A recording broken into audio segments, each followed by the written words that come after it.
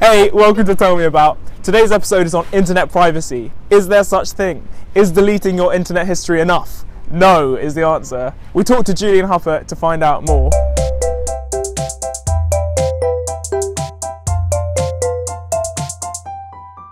Is the digital age a threat for privacy? Yeah, I mean, privacy in a digital age is something I've spent quite a lot of years working on. And yes, it is a huge challenge because it is possible to invade privacy on a scale that could never have been done before. If you look at the Stasi in East Germany, for example, the amount of effort it took to monitor what people were doing was colossal. They needed a huge fraction of people listening in, watching in. In a digital age, that becomes very different. Almost all of us now carry around devices which will keep track of where we are all the time, who we ring, who we text, who we message in almost any way, that can be turned on remotely to keep an eye on what we're up to. You could never have persuaded people to do that. If you'd looked at, George Orwell in 1984, he would never have believed that he would actually carry these devices around with them. And that does change things massively. It means that you can invade privacy on a scale that was just never possible before. I tend to think of it in three different categories because I think they are different about what sort of privacy we're losing. So one is the sort of space where we gave consent for our data to be given. We individually did. You don't have to use Facebook, you don't have to use Twitter, you don't have to use any of these things, but you are giving them information.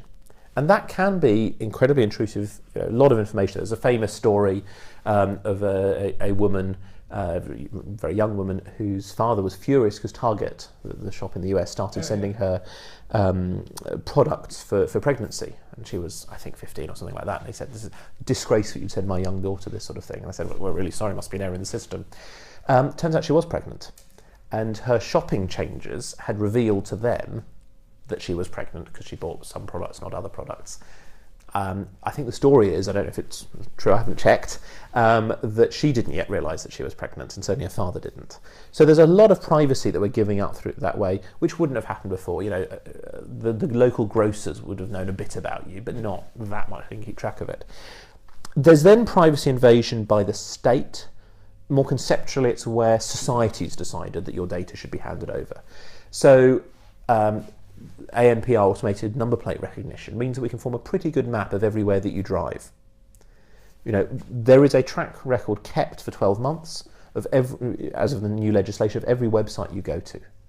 That couldn't have been done before. Every phone call you've made for the last 12 months, that could not have been done before. There's also the risk of cyber criminality and cyber espionage in a way that could not have been done before for scale. It is now possible to monitor entire populations relatively easily. That is a categorical change. Thanks for watching. Hope you enjoyed the episode. Like and subscribe to keep up to date with our latest videos. Bye. Bye. Bye. Bye.